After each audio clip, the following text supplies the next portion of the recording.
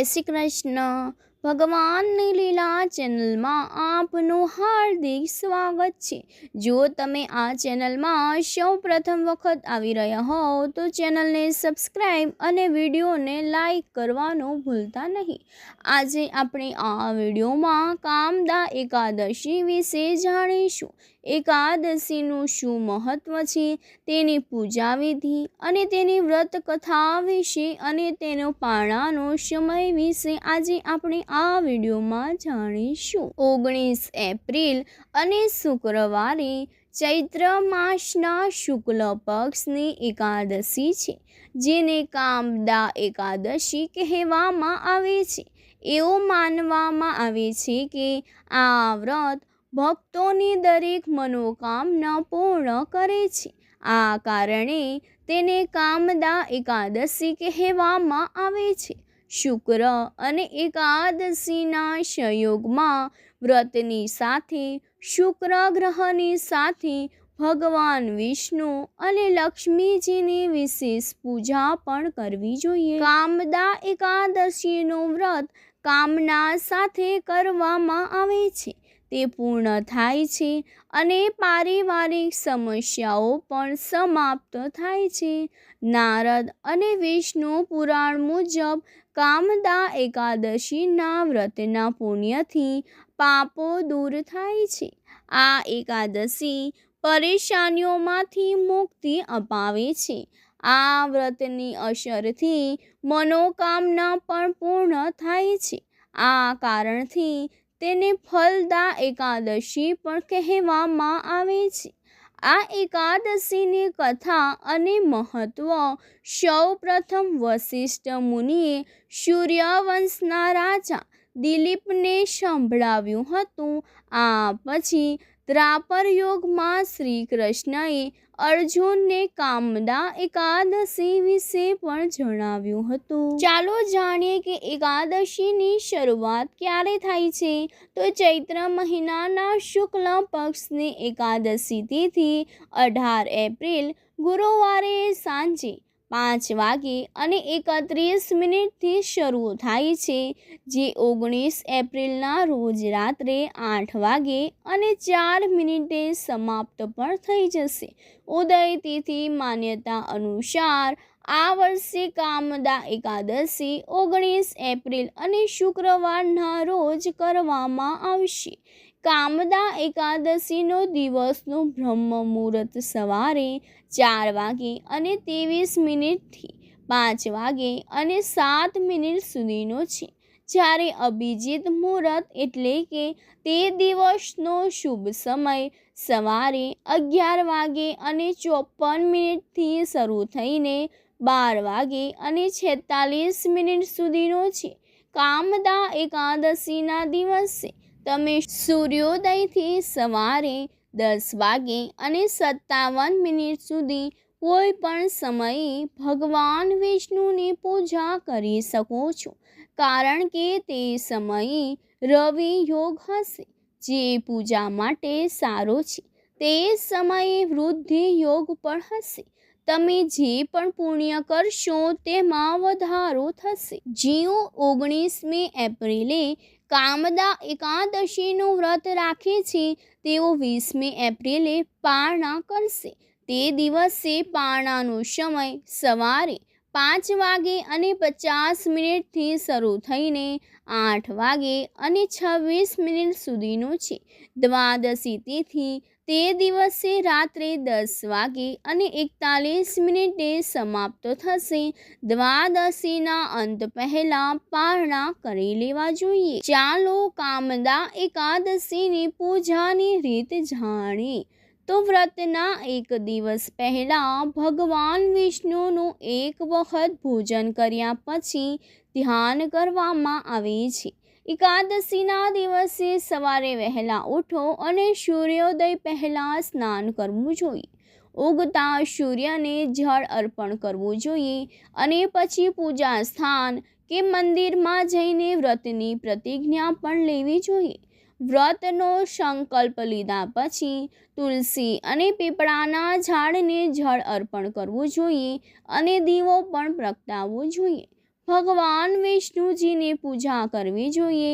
ભગવાનને શુદ્ધ જળ અને પંચામૃતથી અભિષેક પણ કરવો જોઈએ. મૌલી, યજ્ઞોપવિત્ર, ચંદન, અક્ષત, અબીલ, ગુલાલ, હળદર, ફૂલ અને તુલસીના પાન અર્પણ કરો.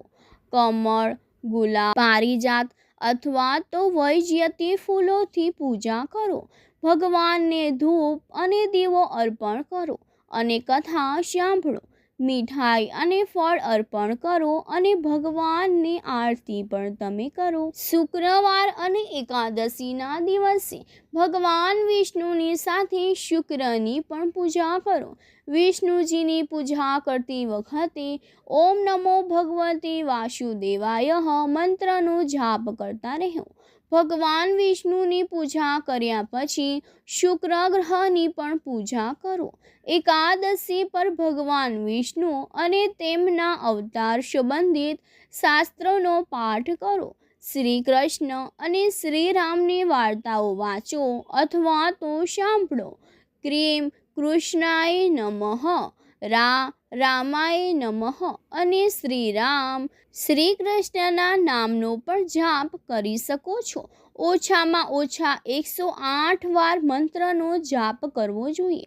જો તમે દિવસની શરૂઆત સૂર્ય પૂજાથી કરશો તો તે ખૂબ જ શુભ રહેશે. સવારે વહેલા ઉઠીને સ્નાન કર્યા પછી તાંબાના વાસણથી સૂર્યદેવને અર્ઘ્ય અર્પણ કરો અને ઓમ સૂર્યાય નમઃ મંત્રનો જાપ પણ કરો. ધ્યાન રાખો કે ભગવાન વિષ્ણુ અને શ્રી કૃષ્ણને તુલસી વગર ન ચઢાવવું જોઈએ. તેમની પૂજા તુલસી વિના પૂર્ણ થતી નથી.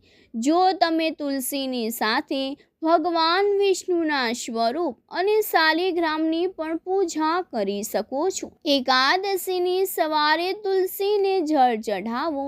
સાંજે સૂર્યાસ્ત પછી તુલસી પાસે દીવો પ્રગટાવો અને પરિક્રમા પણ કરો.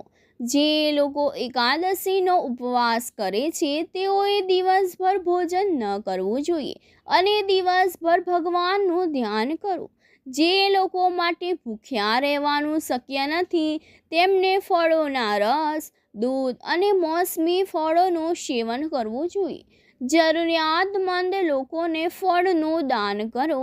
એકાદશીની સવાર સાંજ ભગવાન વિષ્ણુની પૂજા કરો. બીજા દિવસે એટલે કે દ્વાદશી તિથિના દિવસે સવારે વિષ્ણુજીની પૂજા કરો. જરૂરિયાતમંદ લોકોને ભોજન કરાવો. આ પછી ઉપવાસ કરનારને ભોજન પણ કરાવવું જોઈએ. આ રીતે એકાદશી વ્રત પણ પૂર્ણ થાય છે. ચાલો કામદા એકાદશીની સંપૂર્ણ વ્રત કથા વિશે જાણીએ. ધર્મરાજા યુધિષ્ઠિરે ભગવાન શ્રી કૃષ્ણને ચૈત્ર માસની શુક્લ પક્ષની એકાદશીના નામની મહિમા વિશે પૂછતા ભગવાને કહ્યું, હે રાજન, આ એકાદશી કામદા એકાદશી તરીકે ઓળખાય છે. તે ખૂબ જ પુણ્ય આપનારી છે. આ એકાદશી બધા પાપોનો નાશ કરે છે. આની કથા આ પ્રમાણે છે. પ્રાચીન કાળમાં રમ્યભોગી નામના નગરમાં પુંડરીક નામનો રાજા રાજ્ય કરતો હતો. ગાંધર્વો, કિન્નરો અને અપ્સરાઓ તેની સેવા કરતા હતા. આ અપ્સરાઓમાં લલિતા નામની એક અપ્સરા હતી અને લલિત નામનો એક ગંધર્વ પણ હતો. આ બંને એકબીજાને ચાહતા હતા. એકવાર તેની રાજ્યસભામાં નૃત્ય ગાન ચાલી રહ્યું હતું. તેમાં લલિત અને લલિતા નામની અપ્સરા નૃત્ય કરી રહી હતી, પરંતુ તેઓ બંને કામ વિહવળ હોવાથી સંગીતમાં ભૂલો થવા લાગી. કંકતનાગે તેની આ ભૂલો પકડી અને પુંડરીક રાજાનું તેના પ્રત્યે ધ્યાન દોર્યું. રાજા પુંડરીકે કામવશ લલિતને શ્રાપ આપ્યો, હે વિષયાતર, જા તું રાક્ષસ થા અને મનુષ્યનું ભક્ષણ કર. શ્રાપિત થયેલા લલિતનું શરીર રાક્ષસ રૂપ થઈ ગયું. તેનું વિકરાળ મોં, ભયંકર દેખાવ, લાંબા હાથ, અંગારા ઝરતી આંખો, જાડા હોઠ, આવો વિકરાળ સ્વરૂપ જોઈને લલિતા ખૂબ જ દુઃખી થઈ. તે પતિની પાછળ પાછળ ફરવા લાગી. ફરતા ફરતા તેઓ વિંધ્યાચલ પર્વતની ટોચે પહોંચી ગયા. હાથ જોડીને ઋષિ સામે ઊભી રહી. ઋષિએ પૂછ્યું, હે સ્ત્રી, તું કોણ છે અને અહીંયા કેમ આવી છે? લલિતાએ ગળગળા સાદે કહ્યું, હે મહાત્મન, હું વીરધન્વા નામની ગાંધવની દીકરી લલિતા છું. મારા પતિનું નામ લલિતધન્વા ગાંધવ છે. મારા પતિને પુંડરીક રાજાએ શ્રાપ આપ્યો, તેથી તે રાક્ષસ રૂપે થયા છે. તેમનું દુઃખ મારાથી જોવાતું નથી, માટે આપ તેના શ્રાપનું નિવારણ થાય તેવો કોઈ ઉપાય બતાવવાની કૃપા કરો. આ સાંભળીને ઋષિએ કહ્યું, તું ચૈત્ર સુદ 11નું વ્રત વિધિપૂર્વક કર. આને કામદા એકાદશી કહેવામાં આવે છે. આ વ્રતનું પુણ્ય તું તારા પતિને અર્પણ કર, જેથી તારો પતિ તત્કાળ શ્રાપ મુક્ત થઈ મૂળ સ્વરૂપને પામશે. ઋષિને નમસ્કાર કરી લલિતા પાછી પતિ પાસે આવી. તેને કામદા એકાદશી આવતા વિધિપૂર્વક વ્રત કર્યું અને તેનું પુણ્ય પોતાના પતિને અર્પણ પણ કર્યું, જેથી લલિત વ્રતના પુણ્યના પ્રતાપે રાક્ષસમાંથી મૂળ સ્વરૂપને પામ્યો. આ એકાદશીનું વ્રત જે કોઈ શ્રદ્ધા ભક્તિથી કરશે તેની સર્વ મનોકામના પણ પૂરી થશે. જો આ વિડીયો પસંદ આવ્યો હોય તો વિડીયોને લાઈક કરજો, મારી ચેનલને સબસ્ક્રાઈબ કરજો અને બેલનું આઇકોનને પ્રેસ કરવાનું ભૂલતા નહીં, જેથી આવા વિડીયો તમે સૌથી પહેલાં જોઈ શકો. જય શ્રી કૃષ્ણ, જય માતાજી.